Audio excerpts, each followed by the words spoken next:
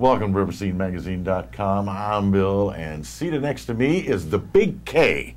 Hello. At the Knack. How you doing today there, I'm Big doing K? great. I'm doing great, Bill. Thanks for having me on. Oh, it's our pleasure. Now, a lot of you don't know about Big K, or maybe you do. Big K was raised in Lake Havasu City, and we're kind of doing what you call a Where Are You Now? Now, let's jump back to Havasu from the time when you graduated. All right. Moving up in time. Yeah. Well, I moved to Havasu from Anaheim, like most people, most California transplants. Got here, and I went to the Lake Havasu High School. The only problem was I was a rebel without a cause. You know, I was one of those stupid kids and did a bunch of stupid things. And in fact, to point it out, I got like 36 nights in my first 2 weeks. It wasn't the place I should be. So I got moved over to the charter school where I ended up going for my sophomore, junior, and senior year, which made a huge impact on my life because they were so less on just handling everything a specific way. They were more open-minded with the education, which I needed because I couldn't work within that frame of the high school that it had for me. So because they let me expand, I ended up going from being a student with D's to jumping up to a student with all A's. I was a straight A student, and I became editor of the school newspaper, vice president of student council. It like completely changed my life going to a school that was less prohibited from your creative side. Yeah. You know, I could do whatever I wanted in the school. They influenced it, and they let me do my homework in class, which I think is really important too. What was that as far as allowing you to get into radio, what you're doing now, and very good at? Yeah, well, ironically, I took a radio TV class in high school. Heard my voice one time when they played it back for me. Yeah. I dropped the class. I said, I'm not doing radio. I sound terrible. And everyone said you had a great radio voice. I said, no, I don't. I don't want to do it again. And then I heard an ad on the radio my very first day of listening to the Knack. I had never heard it before. And I turned it on, and I heard this guy, Double J, and I was hearing him talking, and he had a Double J. Yeah, Double J. He was a crazy guy. Yes, he was. I go in, and the guy that was with him, I can't remember his name off the top of my head. I think it was Nathan or Nate. They called him Nate. Yeah. Nate. Yeah. And he was leaving, so they needed a new stunt boy. And boom, that's my calling, right? So I tell my buddy, I go, hey, they're hiring at the radio station. We should go apply. And he goes, all right, cool. And then I come back to his house, and I was like, all right, you ready to go apply? And he said, no, you have to have experience to be on the radio. And he talked me out of it. So I went, yeah, you're probably right. I left. The next day I come back to his house and he's not there, and I'm asking my other buddy Mark, who's his roommate. I was like, where's Dave at? He's like, oh, Dave went to go play at the radio station. I was all, that's son of a... Yeah. So I jump up. My buddy. Yeah, I fly over to the radio station, put in my application. I met a wonderful woman named Becca, and she has passed away now, but she was helping out through my whole career. But when I first met her, I talked to her for a little while, and she really liked me. And they called me back for an interview. And then I talked to her again. And when I walk in, there's other people waiting to audition for the job. And I show up 30 minutes late. Because, of course, as you can tell from my history, I'm not exactly a guy that's on point, you know? I'm pretty flaky. So I show up 30 minutes late, and I get in there, and I walk straight into the studio where Double J's on the air at the time. And I walk in there, and he goes, what are you doing in here? And I go, I'm here to see what I need to do once you hire me. And he goes, that's funny. Why don't you get out of here and go in the green room where you're supposed to be? And I was all, I'll do that. I'll do that. So I walk over to the green room thinking now I'm not getting the job. I just got yelled at by the DJ. I'm 30 minutes late, but I'm going to sit here anyways. I start talking to everybody that's in there applying for the job. He comes out of there and goes, hey, what are you doing on Wednesday? And I was like, oh, nothing. He's all right, well, then you start on Wednesday. And that was it. That's how I got the job. And the rest is history. The rest is history, yeah. Okay. Day I'm supposed to start, I don't hear Double J on the air. So I'm thinking, well, am I supposed to be there? So then I wait the next day, and I still no Double J on the air. So I call up Becca, and I say, Becca, I'm supposed to start with Double J. He's all, oh, Double J quit or got fired. So to this day, I still don't know what actually happened in that meeting. Just gone. All I know is the guy I'm supposed to start with is gone. So she calls our general manager and said, we found this guy. Double J really liked him. I really liked him. His name's Kevin, and we want to hire him. And he goes, all right, so the operations manager at the time, his name was Bob Athey. He calls me, and Bob Athey has this real raspy voice. So when he answered the phone, I was like, who is this guy? You know, it's freaking me out. It's like the devil's calling. You know? So he goes, we want you to start the radio station, but we need to hire a DJ. So as soon as we do, we'll bring you on. And then they hired Chris Swan, which Chris Swan's an awesome guy, too. He's the one that basically taught me how to do radio, him and Mike Woodard. But Chris brought me on, and he's the one that named me Big K. Ironically, his wife was the manager of Kmart. And Kmart had just changed to Big K. Big K, yes. So it was almost like shameless self-promotion for his wife and naming me at the same time.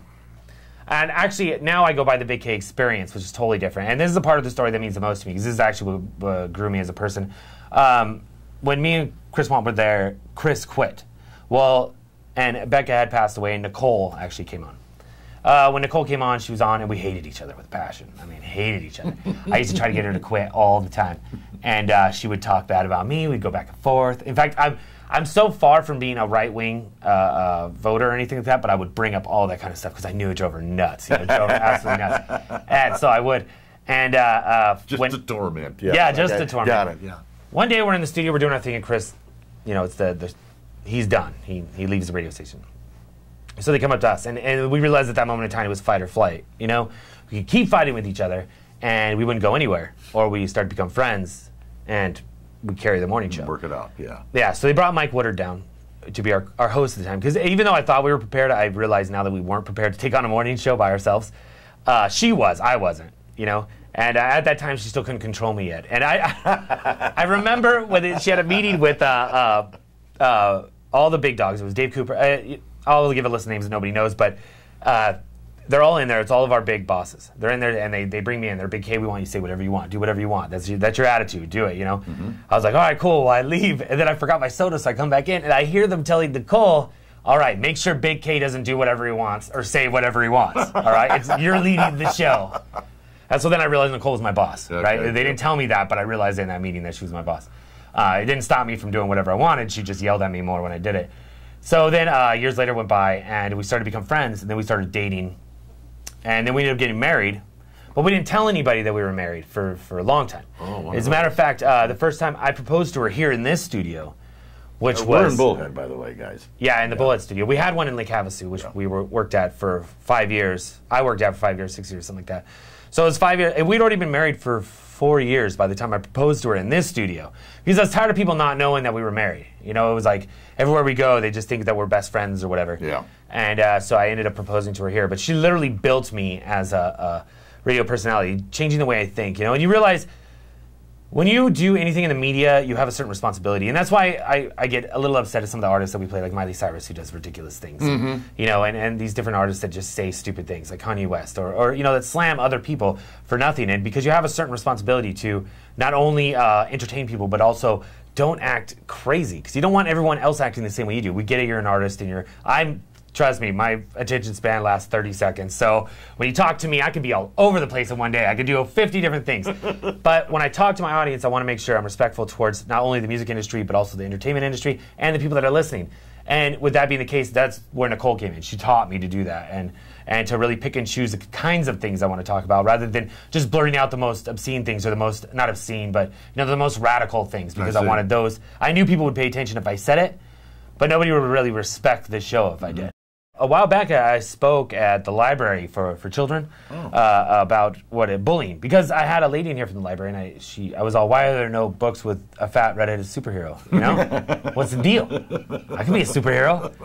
And she's all, that's funny. And I was like, yeah, you know, you get bullied and stuff, and you don't want that to happen. So she's like, come speak to the kids about that sort of thing. So I went in there, and they're all fans of the show, and it made me feel great, you know.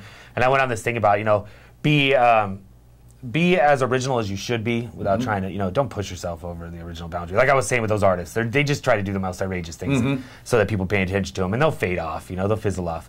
I mean, there's only a few that have stayed. Ozzy Osbourne is one of those guys that can do whatever he wants, you know, but it's Ozzy Osbourne. But nobody understands Ozzy anymore anyhow, so it's no big deal. Right? So, and even some of the artists that were insane have calmed it down a bunch, you know, but yeah, so that sort of thing is, I wouldn't imagine myself being able to do that if you rewind back to when I was 26, 27, because now I'm 33, so if you rewind back all the way then, I could not have spoken in front of kids. You know, it would have been a terrible idea to put me in front of children to speak about things that have any impact on their lives. Now, I could sit there and make them laugh, because that's what I do, but impact, no. But the radio station gives you so many opportunities, like to meet artists, to be part of functions. Like we were talking about earlier, all the different functions that go on in Havasu. Right, yeah. You know, winter comes around, you got Halloween, Winterfest, all these different things. Yeah. You're just like, where do I go? Where do I go? Yeah, yeah, exactly. And it's so much fun. But you get to go, but it's funny because we also talked about this before, pulling the curtain, you know, because you're in the back of everything, watching it happen. So you know everything everybody went through to put this together. People don't know that sort of thing. They walk up and these tents magically put themselves up. All of a sudden, poof, they're there. Yeah, right? Or whatever, yeah. Everybody's exactly where they want to be on that street. They just showed up, and that's where they were supposed to be. So behind the scenes is interesting. It is. Yes. It is. It's really cool because being in that part, you have so much more respect for every event that goes on in the Tri-State area. So when I talk about something, I'm excited about it. I literally am excited about it because I know what they had to go through. You know what they go through to make it work. It's really impressive. It's really impressive. So I salute everybody that puts on fests like that, Halloween events, all that kind of good stuff. The Lake Havasu area Chamber of Commerce, really good at putting stuff together that I've worked with them with. But yeah. And then you got you guys spreading the word around about all the events, like that. We try to do our best. Yeah. We have a lot of fun. Dude, I can tell. Your videos are magnificent, too, by the way. That's why I'm like, hey, Photoshop all this. Yeah. You know what I mean? So, Photoshop can't help this at all. Yeah. No, that's why I grew the beard. I'll hide half my face so you don't have to do too much work. I did this for you guys, really. Thank you. But, yeah, so do the radio show. I mean, I couldn't ask for more. I have a fun job. It's an easy job. Once you've gotten used to it and you get, you got that flow to it, it makes the job easier. It's not, you throw someone here that's never done it before, just like if I threw someone right here in your spot, they're going to stutter. Of course, look at me, I'm stuttering right now, and I do this every single day for a living, but they choke. So once you get used to it, though, it's a fun job, it's an easy job, and it's a cool job. And you get to meet all kinds of cool people. Like there's not a single person that wants to take a picture with me that I don't want to take a picture with. Not a single person I don't want to talk to, you know? That's what kind of makes our job fun. The job in radio fun is the opportunity to talk to people that you would never meet before. Or, like I said, go to events. Being able to go to the car door show and the art show, and that's something I would never have done before, No, probably not, yeah. And now I'm doing it. And that's another thing I try to push on the air is like, look, there's so many things that go on in the Tri-State area that you can take part in.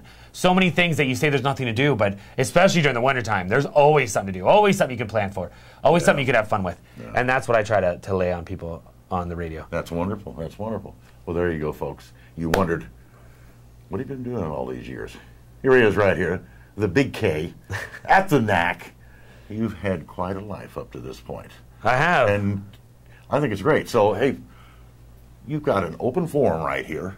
Let everybody know when you're on the radio. Might as well plug the show. Well, thank you, sir. Just give them the big thing and give them big sign-off. All right, you got it. I'll just sit back here and just kind of relax. It's the NAC Morning Show, 6 to 10 a.m., 95.1 in Lake Havasu, 107.1 in Bullhead City, Fort Mojave, Mojave Valley, and 96.7 in Kingman. So if you're traveling around, you can always hear us at 6 to 10 a.m., Monday through Friday. I'm usually here every morning, unless I feel like leaving. There you go. There you go. For RiverSceneMagazine.com, I'm Bill, here with the Big K. We'll see you next time.